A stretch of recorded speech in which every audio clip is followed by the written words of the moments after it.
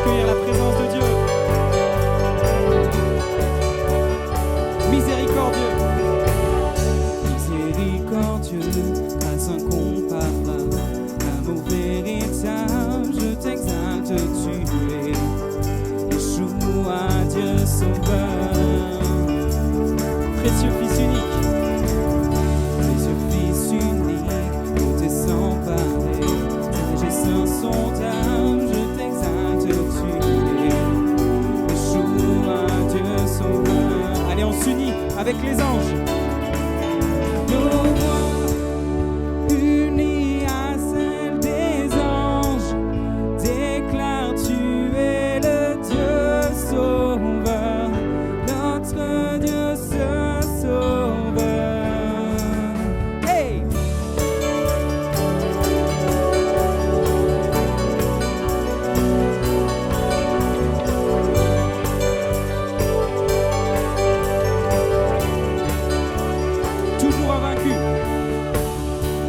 Toujours invaincu, héros triomphant, puissance absolue, je t'exalte, tu es Yeshua, Dieu sauveur.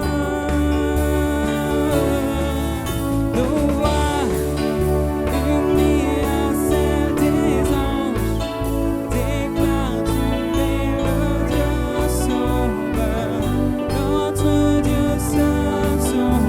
Et ton peuple unis à tous les anges déclare tu es le Dieu sauveur, notre Dieu sauveur.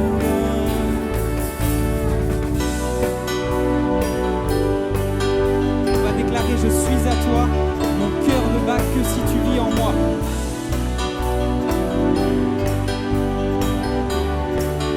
On y va maintenant. Je suis à toi, mon cœur ne bat que si tu vis en moi. Je suis à toi. Encore on le proclame. Je suis à toi, mon cœur ne bat que si tu vis en moi. Je suis à toi. Je suis à toi, Seigneur. Je suis à toi, mon cœur ne bat que si tu vis en moi. Je suis à toi. Une dernière fois. Je suis à toi, mon cœur ne bat que si tu vis en moi. Je suis à toi.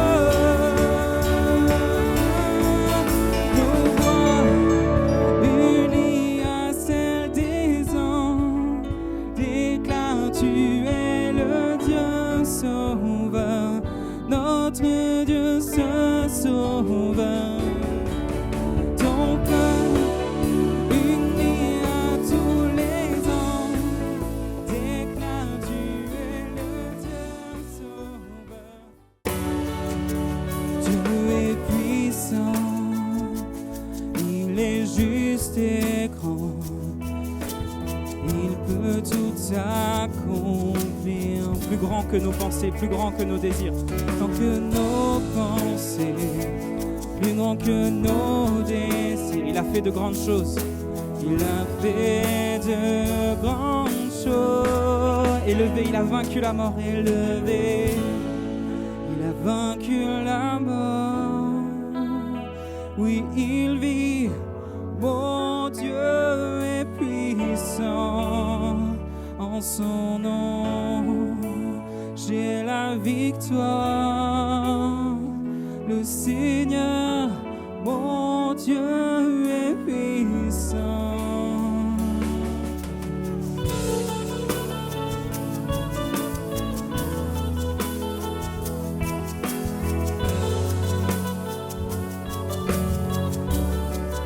Dieu vit en nous, Dieu vit en nous, il est parmi nous, il ouvre nos voies, plus grand que nos attentes, plus grand que nos espoirs. Il a fait de grandes choses. On y va. Élevé, il a vaincu la mort. Oui, il vit.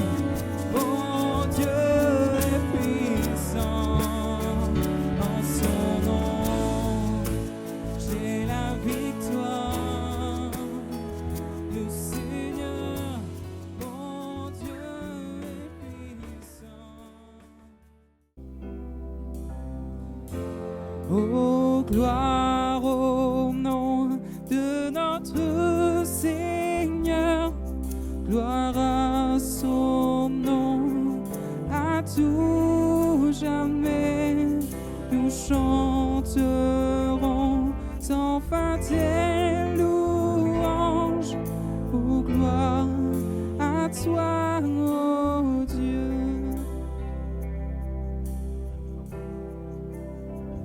Mais au matin du troisième jour, le Fils des cieux est ressuscité.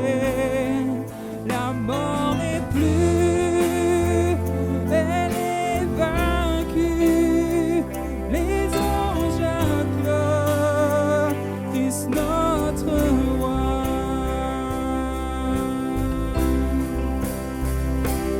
Oh, gloire au nom de notre Seigneur, gloire à son nom, à tout jamais, nous chanterons sans fin tes louanges. Oh, gloire à toi, oh Dieu.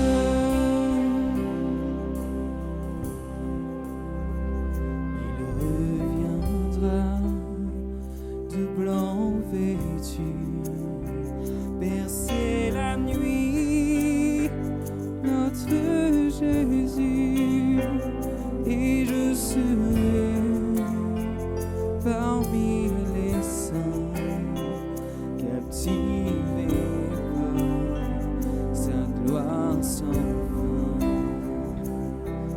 On chante ensemble, ô gloire. Oh, gloire au nom de notre Seigneur, gloire à son nom, à tout jamais, nous chanterons sans fin tes louanges. Oh, gloire à toi, oh Dieu.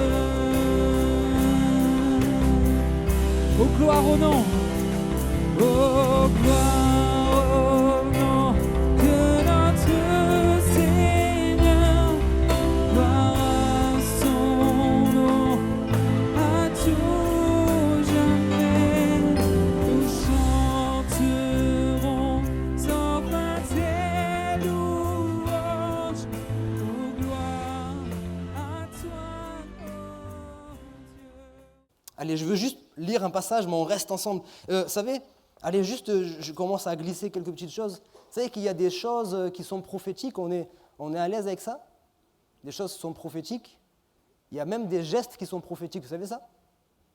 Le fait de se lever, je disais hier ça aux jeunes hier, on peut se lever, juste se lever physiquement, on est debout sur nos jambes, mais il ne se passe rien d'autre. Mais en fait, quand on se lève même spirituellement. Prophétiquement, la position assise, c'est la position de celui qui est fatigué, de celui qui est découragé.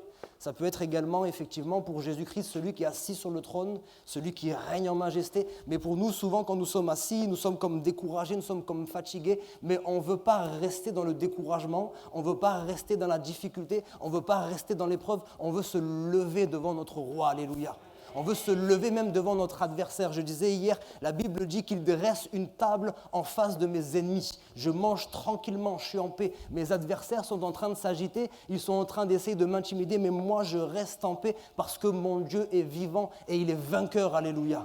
Amen. On lit ensemble dans Éphésiens 6, un texte que vous connaissez certainement pour la plupart. Éphésiens 6, à partir du verset 10, on va aller jusqu'au verset 18. On est ensemble ce matin, je sens que vous êtes déjà bien disposés. Hein. Amen. Si quelqu'un n'est pas encore dans la victoire, on va saisir la victoire ce matin. Amen. Par la grâce de Dieu. Éphésiens 6, à partir du verset 10. Au reste, fortifiez-vous dans le Seigneur et par sa force toute puissante. Revêtez-vous de toutes les armes de Dieu, afin de pouvoir tenir ferme contre les ruses du diable. Car nous n'avons pas à lutter, on n'a pas à se bagarrer contre la chair et le sang, mais contre les dominations, contre les autorités, contre les princes de ce monde de ténèbres, contre les esprits méchants dans les lieux célestes. C'est pourquoi, prenez toutes les armes de Dieu, afin de pouvoir résister dans le mauvais jour et tenir ferme après avoir tout surmonté. Tenez donc ferme, ayez à vos reins la vérité pour ceinture, revêtez la cuirasse de la justice, mettez pour chaussure à vos pieds le zèle que donne l'évangile de paix, prenez par-dessus tout cela le bouclier de la foi avec lequel vous éteindrez tous les traits enflammés du malin. Prenez aussi le casque du salut et l'épée de l'esprit qui est la parole de Dieu. Faites en tout temps par l'esprit toutes sortes de prières et de supplications. Veillez à cela avec une entière persévérance et priez pour tous les saints. Amen. Oui, Jésus-Christ a pris la victoire à la croix. Oui, il a tout accompli. Mais oui, aussi, on a notre part à faire. On ne peut pas juste dire « Ah, alléluia ». Jésus a tout fait pour moi, maintenant je reste tranquille. Ce texte nous montre bien que même si Jésus a tout accompli, tu dois te fortifier, tu dois revêtir les armes, tu dois surmonter, tu dois tenir ferme avec sa force, oui, mais tu dois aussi faire ta part. Fortifiez-vous dans le Seigneur et revêtez-vous, nous dit la parole. Ça veut dire que ça, c'est notre part, c'est notre responsabilité. Il n'est pas question de se laisser aller. Il n'est pas question de se laisser couler. Il n'est pas question de rester tranquille. Oui, c'est vrai, il y a des épreuves. Le Seigneur me demande d'insister. Alors, excusez-moi, peut-être au bout d'un moment, vous allez dire, il n'a que ce message à la bouche, Kevin. Pour l'instant, j'ai que ça. Le Seigneur me demande d'insister pour dire que oui, il y a des épreuves. Et oui, il y en aura de plus en plus. Et alors ? Et après quoi ? On va se laisser aller ? On va juste subir la vie, bien-aimés frères et sœurs ? On va juste attendre que le Seigneur revienne en attendant, en pleurant du Seigneur, reviens vite pour nous délivrer, reviens vite pour nous délivrer. Non, non, non, on n'est pas appelé à ça. On n'est pas appelé à subir la vie. On a la vie de Dieu en nous. On peut affronter les problèmes, on peut affronter les difficultés. Ça, c'est clair, c'est net. Il y a des épreuves, il n'y a pas le choix. Si tu n'as pas encore Christ dans ta vie comme ton sauveur, c'est certain, les épreuves, tu vas les avoir en masse. À cause de tes mauvais choix, à cause de tes mauvaises décisions, à cause de ton péché, à cause des choses qui sont là dans ta vie, c'est même pas Dieu qui te punit. Je veux le dire à quelqu'un ce matin, toi qui n'as pas encore fait la paix avec Christ, qui pense que Dieu te punit pas. Tu te punis toi-même. C'est toi-même qui t'éloigne de la présence de Dieu, c'est toi-même qui t'éloigne de sa volonté, de sa sécurité, de sa protection. Il ne te punit pas. Ne mets pas Dieu dans l'affaire. Tu dis même que tu ne crois pas en Dieu. Donc quand ça va mal, commence pas à dire c'est Dieu qui a fait. Et même pour nous qui sommes croyants, pour nous qui nous sommes engagés avec le Seigneur, là aussi il y a des épreuves. Justement à cause de notre foi. Pierre, il va bien expliquer ça.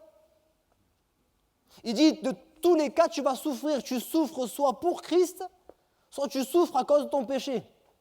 Mais moi, je préfère largement souffrir pour Christ. Parce que je sais qu'après ces souffrances, il y aura une récompense éternelle. Alléluia. Il va y avoir la gloire. Vous savez, et c'est extraordinaire. On a eu le pasteur Liakat que vous avez entendu pour plusieurs mardis, même dimanche dernier. Et pendant cette semaine de jeûne et prière, il nous a, vous savez, en Afrique on dit, il nous a chicoté. Il nous a un petit peu bousculé, vous voyez. Il a beaucoup parlé de nous, les chrétiens occidentaux. Il dit, vous avez quand même une manière de... Votre foi occidentale, là, ce n'est pas la foi orientale, j'ai envie de dire. Alors, on n'a pas la culture de la souffrance. Le don spirituel qu'on a entendu tout à l'heure, j'ai entendu au début plein de... Tu vas souffrir. Ah, j'ai entendu ça. J'ai entendu. Ah, tu vas souffrir. Est-ce que ça vient vraiment de Dieu, ça? Comment Dieu peut me dire que je vais souffrir? Ça fait partie de la vie chrétienne. Hein? Regardez dans la parole de Dieu, allez fouiller, vous verrez combien de fois la souffrance et la gloire vont ensemble. La souffrance précède la gloire. Ça a été vrai pour Jésus, c'est vrai pour chacun d'entre nous. La souffrance précède la gloire. Et nous, on a besoin d'être OK avec cette idée-là. Il n'y a pas le choix que d'avoir des épreuves. Ça, c'est clair et net. Voilà, au moins quand je sais ça, je ne vais plus me disputer, je ne vais plus me battre, je vais avoir des épreuves. Là, il n'y a pas de choix. Le seul choix qu'on a, c'est comment je vais vivre l'épreuve. Comment est-ce que je vais vivre l'épreuve? Si je décide de me laisser aller, si je décide de rester les bras baissés et être abattu, c'est mon choix, ce n'est pas le choix de Dieu. Ce n'est pas le choix de Dieu, c'est mon choix, ce n'est pas le choix des autres. Je ne peux pas mettre ça sur le dos des autres. C'est moi qui ai décidé de baisser les bras. Je donnais cet exemple cette semaine à quelqu'un, je disais, tu sais, la Bible nous dit dans 1 Corinthiens chapitre 10 que Dieu ne permettra pas qu'on soit éprouvé au-delà de nos forces. Et Dieu n'est pas un menteur. Dieu ne peut pas se tromper. Si ça t'arrive, c'est que tu as les forces. Tu ne sais pas où elles sont. Elles sont peut-être bien cachées, c'est sûr, mais tu as les forces nécessaires. Et Dieu a préparé aussi un moyen d'en sortir. Je lui donnais le témoignage de ma mère. Elle venait de se convertir, ça faisait à peine 1 an. Elle était jeune dans la foi. Ma mère, elle a eu que des misères. On a une famille, bon, mais il y en a d'autres ici aussi qui ont des familles comme ça. Famille difficile. Avec des drames, avec des difficultés. Ma mère, elle s'est retrouvée seule avec 3 enfants parce que mon père faisait les allers-retours en prison. Elle s'est retrouvée seule à éduquer 3 garçons. Et pas toujours très calme. Hein. Elle a éduqué 3 garçons dans un contexte compliqué, dans un quartier, il fallait les tenir pour éviter qu'ils fassent n'importe quoi, etc., etc. Ma mère, je ne parle même pas de Dieu, mais ma mère, c'est une guerrière de Dieu, vous voyez. Je veux honorer les mamans, vous savez, et les papas aussi. Amen, mais les mamans, franchement, c'est des lionnes. Hein. Ma mère, c'était une guerrière, une force, elle fait 1m50, vous l'avez vu peut-être pour certains, là. Et encore 1m50, je ne sais pas. Mais c'est waouh! Mais arrivé à mon nez, vous savez, elle est humaine. Hein. Elle est venue me voir, elle me dit, tu sais mon fils, je suis épuisé. Là, j'en suis arrivé à un point, j'ai l'impression que si juste on me souffle dessus, je m'envole. La moindre petit truc, j'ai l'impression que je vais m'effondrer. Elle me disait, au travail, c'est compliqué, il y a une collègue de travail qui est assez compliquée avec elle. Elle me dit, j'ai l'impression qu'encore une parole de sa part, encore quelque chose, je vais m'effondrer, j'ai plus aucune force. J'ai dit, ça, c'est toi qui le dis. Hein. Mais Dieu, il dit autre chose. Si c'est vrai, tu n'as plus aucune force, sois en paix, sois tranquille. Il n'y a rien qui passera dans ta vie. Vous savez, il y a un filtre autour de ta vie, là. Il y a un filtre, vous savez, il y a un filtre autour de notre vie. C'est Dieu qui décide ce qui passe et ce qui ne passe pas. Il n'y a rien qui passe à la trappe, rien. Si Dieu considère que tu es fatigué, reste en paix. Ça ne t'arrivera même pas. Dieu ne permettra pas que ça t'arrive. Mais s'il y a des choses qui t'arrivent dans ta vie, sache une chose, c'est que Dieu considère que tu as la force nécessaire et il a préparé un chemin. Ça, elle était épuisée. 2 mois après, elle perdait son fils à l'âge de 18 ans. Elle est passée de la plus petite épreuve, je pense que je n'arriverai pas à la surmonter, à la plus grande des épreuves, vous voyez ? Ça, c'est la plus grande des épreuves. Je pense qu'on ne peut pas chercher plus que ça. Vous voyez, je disais, on perd un époux, c'est difficile. On peut mettre un mot dessus, on est veuve. On perd une épouse, c'est difficile, on met un mot dessus, on est veuf. On perd nos parents, c'est très difficile, on met un mot dessus, on est orphelin. Mais quand on perd nos enfants, c'est tellement difficile qu'il n'y a pas de mots. Il n'y a pas de mots. Perdre nos enfants, c'est pas dans la suite logique, vous voyez ? C'est pas dans la nature des choses. Et ma mère, aujourd'hui, elle se tient encore debout. Elle a perdu son fils du jour au lendemain, comme ça. Il s'est endormi, il ne s'est jamais réveillé. 18 ans, en pleine forme. Mais ma mère, elle est encore debout. Elle qui disait juste avant, j'ai plus les forces. Dieu lui a donné la capacité de résister et de surmonter cette épreuve. Alléluia. Notre Dieu est fidèle. Alléluia, notre Dieu est bon. C'est lui qui combat pour nous. Maintenant, c'est mon choix. Qu'est-ce que je vais faire de cette épreuve? Oui, c'est le Seigneur qui va intervenir. Oui, c'est le Seigneur qui va nous délivrer. Je ne suis pas en train de prêcher, vous savez, c'est par nos propres forces, c'est nous-mêmes, l'auto-persuasion. Non, je ne suis pas en train de prêcher ça. Je prêche Jésus-Christ. Je prêche Jésus-Christ à la croix. Je prêche Jésus-Christ au tombeau, ce tombeau qui est vide. Alléluia. Je prêche Jésus-Christ, notre Sauveur. Je prêche Jésus-Christ, le Roi des rois, le Seigneur des seigneurs, l'Éternel des armées. De temps en temps, j'aimerais bien entendre un petit amen. Alléluia. Je prêche Jésus-Christ, le Dieu tout-puissant, celui qui est assis sur son trône au contrôle de toutes choses. C'est ce Jésus-Christ. C'est ce Jésus-Christ qui va nous délivrer. Mais il a dit, moi je te délivre, mais toi tu te fortifies. Toi tu prends courage, toi tu revais les armes. Moi je te délivre, c'est une chose. Je pense à Pierre, j'en parlais dernièrement. Oui, c'est Dieu qui est venu envoyer son ange pour faire tomber les chaînes. Oui, c'est Dieu qui a envoyé son ange pour ouvrir les portes. Mais il a dit, lève-toi Pierre. Lève-toi, je ne vais pas te porter dans mes bras, je ne vais pas t'emmener jusqu'à la maison de prière. Lève-toi, reprends courage, parce que moi je te fais sortir de la situation. Mais toi, il va falloir que tu retournes au combat parce que ce n'est pas encore terminé. Il faut que tu te fortifies, il faut que tu reprennes courage parce que ce n'est pas terminé. Et la Bible dit que l'Éternel le délivre, oui, mais quand un malheureux crie, ça veut dire si tu n'as pas la force de te battre physiquement, tu n'as plus les forces physiques nécessaires, tu n'as plus tout ce qu'il faut, mais tu as encore ce cri-là à l'intérieur du cœur. Je disais aux jeunes hier, soyons des enragés de Dieu. Ce cri du cœur. Il dit, Seigneur, je n'ai plus la force, mais je sais une chose, c'est que toi, tu ne mens pas. Mon Rédempteur est vivant, il se lèvera le dernier. Mon Rédempteur est vivant, c'est lui qui se lèvera le dernier dans ma situation. Le diable peut essayer de m'intimider, le diable peut essayer de me décourager, mais il n'est rien du tout. C'est mon Sauveur qui est au-dessus de tout, et c'est lui qui se lèvera le dernier. C'est à moi de me fortifier pour reprendre la marche. Tu as peut-être été mis KO pendant un round, mais c'est un round. C'est un round. Tu as peut-être mis les genoux à terre, c'est pas grave. C'est un round. Le combat, il n'est pas terminé. Le combat, il n'est pas terminé. C'est un round que tu as perdu, et même tu ne l'as pas perdu, tu es encore là. Alléluia, tu es encore là. Malgré toutes les épreuves, je vois des gens devant moi.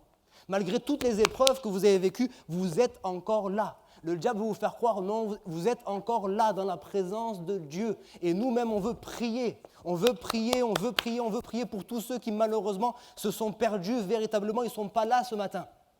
Ils se sont découragés. Mais même s'ils se sont découragés, ce n'est pas terminé. Jésus n'est pas encore revenu. Ce n'est pas encore terminé. On veut aller les chercher dans la gueule du lion. Ceux qui se sont perdus en chemin, on ne veut pas être des égoïstes parce que le but de cette course, ce n'est pas d'arriver le premier. On s'en fiche d'arriver le premier. Ok ? On veut juste arriver. On veut juste arriver. Donc mon but, ce n'est pas de foncer et de laisser sur le côté ceux qui sont tombés. Dès que je vois quelqu'un qui est tombé à côté de moi, je vais perdre le temps, ce n'est pas grave, mais je vais le relever. Parce que ça m'arrivera dans quelques kilomètres, moi aussi je tomberai, vous savez ? Vous, ça ne vous arrive jamais, mais moi, ces derniers temps, j'étais découragé. Je m'étais même refroidi spirituellement. Oh, la honte. C'est refroidi. Ah oui, quand je priais, ça ne sort pas. Je prie, ouais, je prie. Merci Seigneur pour cette journée. Bénis cette journée, bénis ma famille, etc. Vous savez, ces paroles qui sortent là, maintenant on a un automatisme. Je pense à Pierre. Il est là, on le reconnaît à cause de son accent, à cause de son langage. Est-ce que tu n'étais pas avec Jésus, toi ? Il avait le langage, vous voyez ? On a le langage. Et même au risque de vous choquer, il y a des gens qui parlent en langue, ils ne sont même plus remplis du Saint-Esprit. C'est l'habitude, parce qu'on parle en langue. Et moi, je priais, je lisais ma Bible. La Bible, elle fait toujours du bien, ça reste la parole de Dieu, mais il n'y avait plus ça, là, vous voyez ? Il n'y avait plus ce feu. Mais ce qu'il y a de bon avec Dieu, c'est qu'en fait, dès qu'on a commencé à goûter, vous savez, vous avez goûté, hein ? Je dis goûtez combien le Seigneur est bon. Dès que vous avez goûté à sa vraie présence, l'authentique, vous voyez, le véritable. Dès que vous avez goûté à ça, vous ne pouvez plus vous contenter de la vie religieuse. Ça marche un temps. Au bout d'un moment, vous êtes obligé de dire, mais il me manque quelque chose. J'ai beau aller à l'église tous les dimanches, j'ai beau chanter des cantiques, j'ai beau lire ma Bible, il me manque quelque chose. Je sais que j'avais quelque chose avec Dieu là, j'avais une relation avec Dieu. Cette relation, je ne l'ai plus. Et la Bible, elle nous dit cela, elle dit, ce que j'ai contre toi, c'est que tu as abandonné ton premier amour. Mais ce n'est pas un juste point, et tant pis pour toi, c'est fini, c'est terminé. Il dit, souviens-toi d'où tu es tombé, repens-toi et pratique tes premières œuvres. Souviens-toi d'où tu es tombé, qu'est-ce qui s'est passé dans ta vie pour que tu aies plus ça? Qu'est-ce qui s'est passé? Qu'est-ce qui a pris la place de Dieu? Et vous savez, quand on est sincère devant Dieu, il n'y a pas besoin de... Des fois, on a l'impression qu'il va falloir encore gravir le mont, ça va être long, etc., etc. J'étais fatigué. On vous avait demandé de prier pour nous pendant la semaine de jeûne et prière. Vous avez bien prié. Hein. Ouh, j'ai le feu maintenant. J'ai le feu. Vous savez, en une réunion, moi, je pensais... Vous savez, moi, je suis un peu lent à comprendre. Hein. Moi, je croyais que ça allait être long, vous savez. Je crois que ça allait être long avant que je retrouve ce feu, avant que je retrouve, etc. En une réunion, j'étais au fond là-bas, vous voyez, je faisais les 400 pas comme ça, je disais Seigneur, Seigneur, Seigneur, Seigneur. C'est le cri du cœur, je n'ai pas crié, sinon les pasteurs ils allaient me prendre pour un fou, mais j'ai crié à l'intérieur, vous savez, j'ai crié à l'intérieur, et puis d'un coup, paf, la présence de Dieu qui revient. Waouh, vous savez ça, ouh, le feu de Dieu qui revient, qui embrase votre cœur. Et là, d'un coup, je ne sais pas comment vous expliquer, vous étiez comme ça, là, un peu les bras comme ça. D'un coup, vous marchez la tête haute, là, vous êtes plein de force. Vous dites, allez, maintenant, toutes les épreuves, je ne vais pas aller les chercher, elles vont venir à moi toutes seules, mais toutes les épreuves, là, avec mon Dieu, je vais les surmonter. C'est ça. Fortifie-toi, fortifie-toi, fortifie-toi. Pierre s'est fortifié, ce paralytique. Et qui c'est qui l'a fait lever? C'est Dieu qui lui a donné la capacité de se lever, le paralytique dans la piscine de Bethesda. Mais le Seigneur est arrivé et dit, veux-tu être guéri? Mais lui, il n'était pas fortifié au début, il dit, oui, mais en fait, je ne me moque pas, attention, quand je prends cet air, hein, ok? Mais je caricature la chose. Oui, mais en fait, j'ai personne, c'est difficile, la vie est difficile. Oui, on sait que c'est difficile, on sait que c'est difficile. Et donc quoi? Jésus est devant toi, il te demande si tu veux être guéri, il va te donner la capacité de te lever, il te demande juste, est-ce que tu veux être guéri? Fortifie-toi, lève-toi maintenant de ton lit. Amen. Si tu restes dans les oui, mais ok, c'est vrai. Mais tu n'es pas là pour subir la vie. Oui, c'est difficile, mais Jésus est devant toi ce matin et il te dit, est-ce que tu veux être guéri? Est-ce que tu veux être libéré de ton addiction? Est-ce que tu veux être rempli du Saint-Esprit? Est-ce que tu veux? Fortifie-toi et prends courage. Fortifie-toi et prends courage. Et puis si on peut avancer juste un petit peu, c'est juste le premier point celui-ci. Fortifie-toi dans le Seigneur, on arrêtera avant, c'est pas grave. Fortifie-toi dans le Seigneur. Josué chapitre 1, verset 8. Jésus chapitre 1, verset 8, je ne vais pas tout lire, mais il dit « Fortifie-toi, car l'Éternel est avec toi », même à partir du verset 6. La première des raisons pour lesquelles on peut se fortifier, c'est parce que l'Éternel est avec moi. Maintenant, écoutez bien une chose. Il ne sera pas toujours là d'une manière palpable. Il ne sera pas toujours là de manière à ce qu'on ressent sa présence. La vie chrétienne, c'est une vie du chaque jour, chaque matin, on se réveille et chaque matin, on a nos activités, etc., etc. Il y a des matins, on ne sait pas pourquoi. Tout de suite, on a la force physique. Tout de suite, on est disposé pour louer le Seigneur, pour adorer, etc. Il y a d'autres matins, on se lève, tout est compliqué. Tout est compliqué dès le début. Hein? Et là, ils disent, on s'est levé du mauvais pied. Nous, on sait que c'est rien, tout ça. Il y a quelque chose qui a bugué, vous voyez? Dès le début, c'est compliqué. Mais même si je ressens rien, il y a un chant qu'on chante souvent, là, vous devez le connaître ici aussi. Il dit, même quand je ne le vois pas, tu es là. Même quand je ne le sens pas, tu es là. Tu agiras encore. Même quand je ne le vois pas. C'est juste une vérité. Et cette vérité, vous savez, le Seigneur, il m'a dit, pendant cette semaine de jeûne et prière, où il m'a renouvelé là, il m'a dit, je vais te donner des vitamines. Vous savez, j'ai des problèmes de sommeil. Le matin, je me réveille, les batteries à plat. Pouf, j'ai laissé les feux toute la nuit, je ne sais pas. Plus de batterie, plus rien.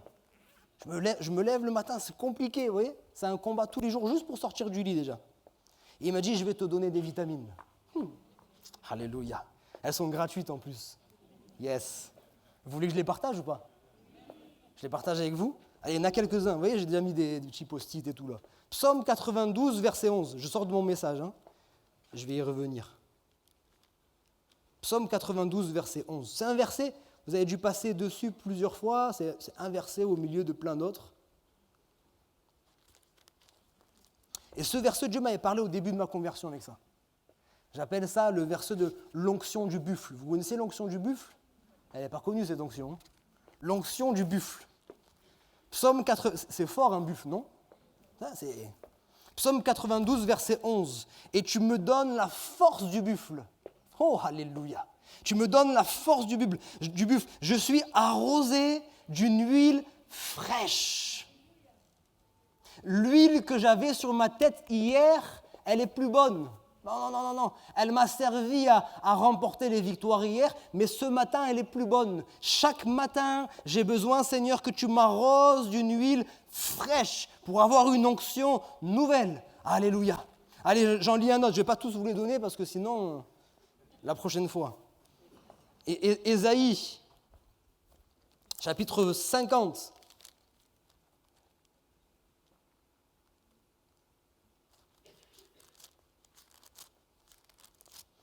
Ésaïe chapitre 50, verset 4. Le Seigneur, l'Éternel, m'a donné une langue exercée pour que je sache soutenir par la parole celui qui est abattu. Il éveille chaque matin. Chaque matin, il éveille mon oreille pour que j'écoute comme écoutent des disciples. Le Seigneur, l'Éternel, m'a ouvert l'oreille. Il faut que chaque matin, vous savez, avec la clé là, il ouvre l'oreille, qu'on puisse entendre sa voix, qu'il puisse nous diriger. On pourrait continuer, il y a aussi dans le livre des Lamentations, ses bontés se renouvellent chaque matin. Mais il y a des matins où tout ça là, vous le sentirez pas. C'est pour ça que le Seigneur m'a dit, prends ces vitamines tous les matins. Hein? Et force-toi. Ce n'est pas religieux. Moi, j'ai pris cette décision. Tous les matins, je vais reprendre ces versets. Il y aura des matins où je n'aurai même pas besoin de les lire tellement que c'est en moi, là. Je commence à les déclarer simplement. Tu me donnes la force du buffle. Je suis arrosé d'une huile fraîche. Alléluia, gloire à Dieu. Puis il y aura des matins. Oh, tu me donnes la force du buffle. Je suis arrosé d'une huile fraîche. Mais je ferme la Bible et toute la journée, même si c'est en ramant, tu me donnes la force du buffle. Alléluia, je suis fatigué, mais la force de Dieu est en moi. Je suis fatigué, mais l'onction de Dieu est en moi. Je n'entends pas ta voix, mais je sais que tu es là à mes côtés. S'il y a un danger, tu seras là pour me garder. Alléluia, tu es avec moi, tu me conduis jour après jour. Je sais que tu es présent, je sais que tu marches toi-même avec moi. C'est comme ça que je me fortifie. Et Josué, il n'y avait aucune ambiance, hein. Quand Dieu lui dit « Je suis avec toi, nul ne tiendra », l'ambiance, c'était une ambiance... on est encore dans notre deuil de Moïse. Moïse, il est arrivé, les plaies d'Égypte, la mer qui s'ouvre en deux, des choses extraordinaires. Quand il prie pour nous, d'un coup, la main de Dieu qui était en train de nous écraser, elle se retire. Des choses de fou, Moïse. Et puis nous, Josué, on t'a connu, tu étais tout petit, là. Tu restais à côté de Moïse tout le temps, comme ça. C'est toi qui vas prendre la relève, Josué? Le genou, là? Mais t'es sûr? Et Josué même, il dit, mais hé, Seigneur, tu me demandes à moi, là, de faire entrer le peuple dans le pays promis? Et quand Dieu lui dit ça, il n'a pas dit, tu vas être un guide touristique, tranquillement, alors sur votre droite, vous avez ceci, sur votre gauche, et puis on arrive en terre promise. Non.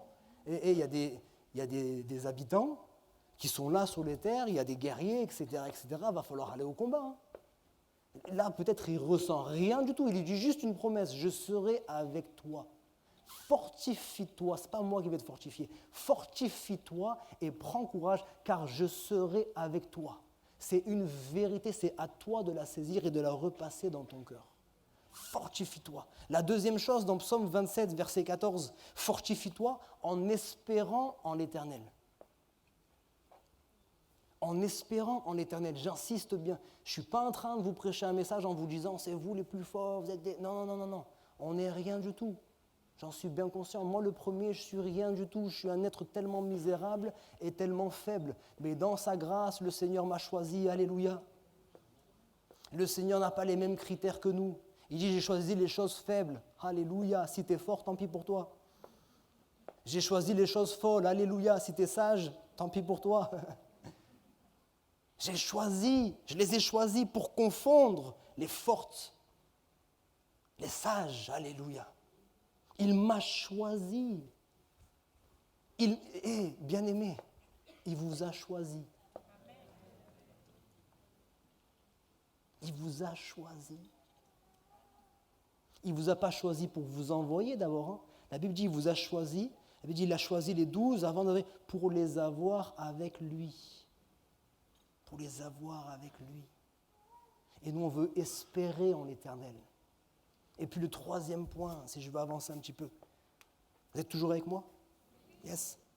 Le troisième point, 2 Timothée, chapitre 2, verset 1, Paul parle à Timothée, il lui dit « Fortifie-toi dans la grâce qui est en Jésus ». Tu as besoin d'accepter la grâce de Dieu.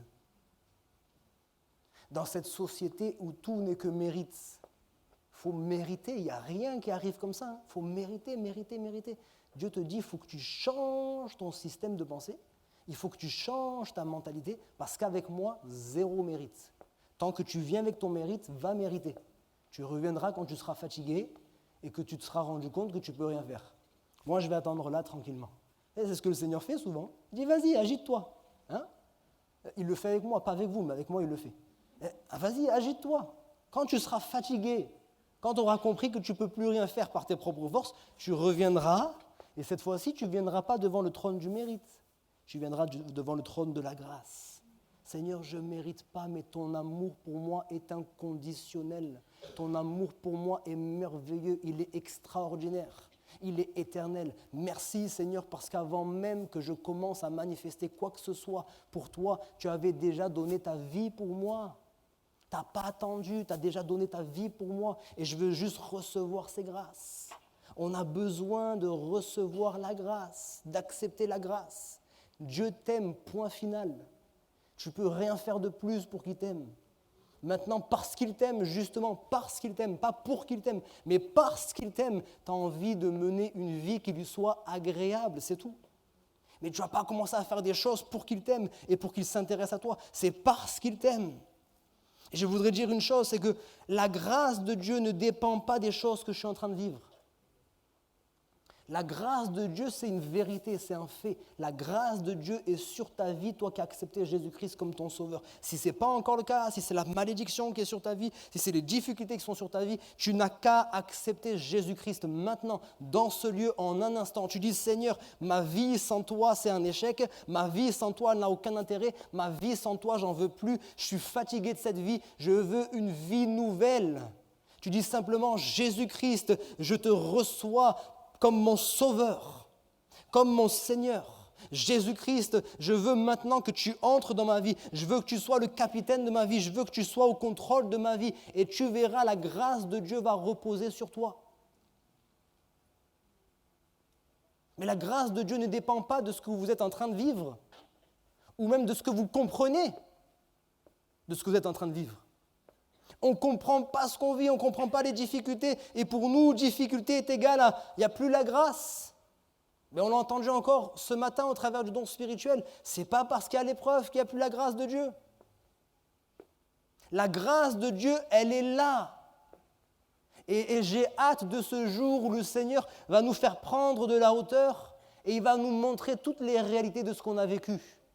Et là, on se dira, j'étais en train de me plaindre, mais heureusement qu'elle était là, ta grâce. Parce que c'est vrai que c'était difficile, mais s'il n'y avait pas ta grâce, ce n'est pas difficile, c'est juste impossible. Vous savez, nous, on n'a pas le droit de se plaindre, les amis. Hein. On vit, c'est vrai, des souffrances comme tous les autres, mais on a Jésus-Christ avec nous. Vous connaissez tous des personnes dans votre entourage qui n'ont pas Jésus. Comment est-ce qu'ils font? Avec tout ce qui est en train de se passer, comment est-ce qu'ils font pour tenir bon? Mais nous, on a Jésus. Ça n'empêche pas les épreuves, mais on a Jésus avec nous. La grâce de Dieu, c'est ça. Je donne le témoignage d'un homme avec qui j'ai parlé cette semaine, sans le citer. Il me fait part de ses difficultés. Ces difficultés, ce sont des faits, c'est réel. Il a des problèmes de santé. Il voudrait se marier. Il ne trouve pas de travail. Même s'il cherche du travail, il ne trouve pas de travail. Il a des conflits, etc., etc. Il n'a que des problèmes. Et il vient devant moi et dit, mais moi je ne comprends pas. Je suis chrétien pourtant, je crois en Dieu, je prie le Seigneur chaque jour, je lui fais confiance, etc. Mais ça fait tellement longtemps que je prie, ma situation ne change pas. J'ai fait quelque chose que je ne devrais pas faire, mais je l'ai fait, il a été sincère. Je me suis mis en colère contre Dieu. Vous savez, il y a ceux qui lèvent les mains vers Dieu, puis il y a ceux qui lèvent le poing vers Dieu. Il y a ceux qui crient à Dieu, et il y a ceux qui crient contre Dieu. Ben lui, il a crié contre Dieu. Il dit, Seigneur, c'est pas normal, tu es mon Père. Moi, je crois que tu es mon Père. Je crois que tu es tout-puissant, tu as tout entre tes mains. Pourquoi, si tu es Dieu, si tu es tout-puissant, si tu m'aimes, pourquoi, s'il y a toutes ces choses-là, pourquoi je vis la difficulté, je prie, je crois, etc., etc., etc. Je dis, en fait, mon ami, c'est pas un reproche que je vais te faire, mais c'est la vérité. Tu es tombé dans le jeu du diable. Parce que le diable, il est en train de focaliser ton attention sur les choses que tu n'as pas. Tu es devant moi, non? Vous savez, un jour, c'est ma grand-mère pas chrétienne qui a dit cette parole. Ça m'a marqué. Ma grand-mère, elle n'est pas chrétienne, elle est plutôt catholique et encore vraiment religieuse de chez religieuse. Quand on a perdu mon petit frère, elle m'appelait, elle me disait, Kevin, tu sais, la seule fois où elle a cité la Bible, malheureusement, c'était en dehors, vous voyez. Elle dit, la Bible dit qu'on doit se charger de notre croix. Je dis, oui, mamie, tu as raison. Et donc alors, elle me dit, ça veut dire chaque jour. Il y a à peu près 3 km de chez moi jusqu'au cimetière, un peu plus, 5 km peut-être, 5 km avec des montées et des descentes. Chaque jour, je prends 2 arrosoirs pleins d'eau et je marche à pied jusqu'au cimetière pour aller arroser les fleurs sur la tombe de ton frère. Je dis, c'est ça, porter sa croix.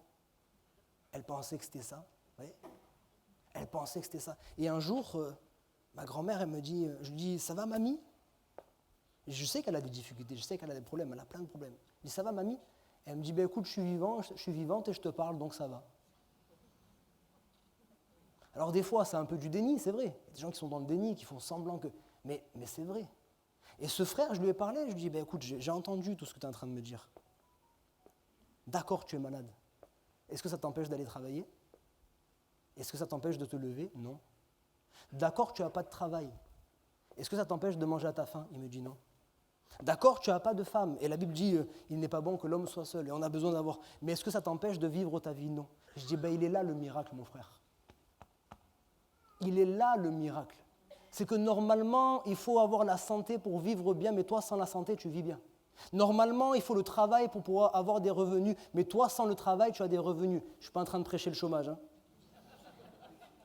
On s'arrête tout de suite. Mais lui, dans son contexte, c'était ça, justement, la grâce. Je dis, c'est un temps, profite. Dans quelque temps, le Seigneur va dire, c'est fini maintenant.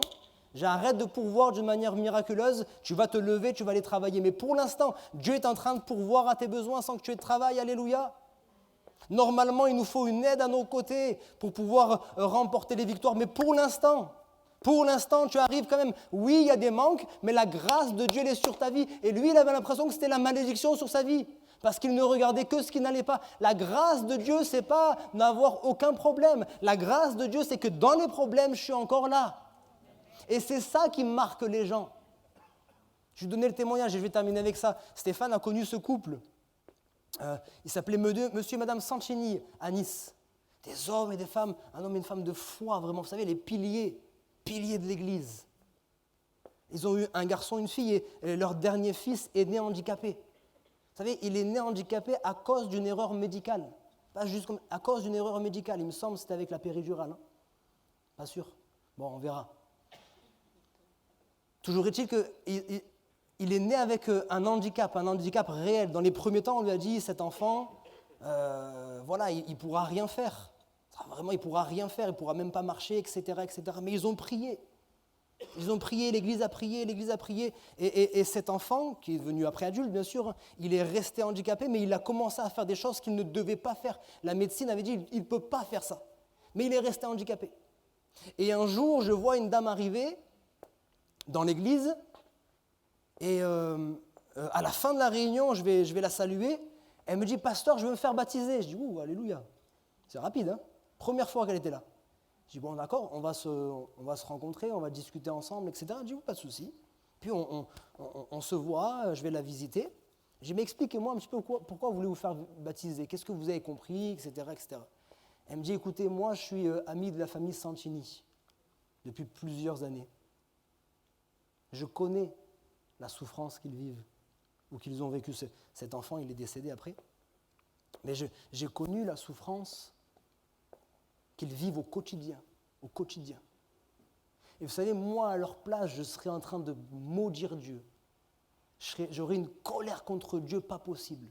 Mais ces gens-là, ils gardent la foi, ils gardent la paix. Ils ont toujours une parole d'encourager. Et elle m'a dit, c'est ça qui m'a marqué. Ça ne peut pas être juste une religion. La religion n'a pas le pouvoir de nous donner cette paix-là au milieu de l'épreuve. Ça ne peut pas être une religion, ça peut être que Dieu. Cette femme, elle est venue, elle était déjà toute convertie, c'était merveilleux. Elle avait rencontré Dieu.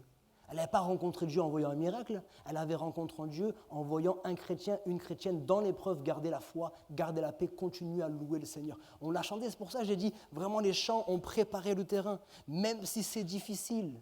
Même si c'est difficile, je chanterai gloire à l'Éternel. Même si c'est difficile, il y a un temps où tout va s'arrêter. Vous y croyez encore ça ou pas? Il y a un temps où tout ça... Vous savez, le pasteur, il disait ça m'a fait rire. Il disait, vous savez, dans le ciel là-haut, là, même si vous vous forcez à pleurer comme ça, il n'y a plus rien qui sortira. Il n'y aura plus de larmes. Ça n'existera plus, même si... ça ne sort plus. Plus de larmes. Plus de tristesse, plus rien, sera fini. La Bible dit, il faut que vous souffriez pour un peu de temps. Pour un peu de temps. Et dans tout ça, le Seigneur est avec nous. Il est avec nous. Est-ce que les musiciens peuvent revenir? C'est possible. J'aimerais terminer. Je termine juste cette première phrase. On aura l'occasion de revenir dessus, si Dieu le permet. Fortifiez-vous dans le Seigneur et par sa force toute puissante. Dernièrement, je vous ai cité ce passage d'Écriture, Éphésiens chapitre 3, verset 20. Or, à celui qui peut faire, par la puissance qui agit en nous, infiniment au-delà de tout ce que nous demandons ou de tout ce que nous pensons. La puissance qui agit en nous, fortifiez-vous dans le Seigneur et par sa force toute puissante. Bien-aimés frères et sœurs, c'est compliqué mais en même temps c'est simple. Chaque matin, arrête de regarder à ton épreuve, elle est là. Je ne te demande pas d'être dans le déni, elle est là, mais ne focalise pas ton attention sur cette épreuve. Plus l'épreuve elle est présente, plus tu dois te tenir devant Dieu. Je disais hier aux jeunes, des fois l'épreuve c'est le seul moyen que Dieu trouve pour nous ramener à lui. Malheureusement l'épreuve c'est le seul moyen, parce qu'on est tellement distrait par toutes sortes de choses. Et quand tout va bien, on oublie trop rapidement. Et des fois c'est le seul moyen que Dieu a pour qu'on puisse être à nouveau dans sa présence. Alléluia. Pendant que les musiciens vont commencer à jouer, j'aimerais juste qu'on puisse fermer les yeux un instant. On puisse se recueillir un instant.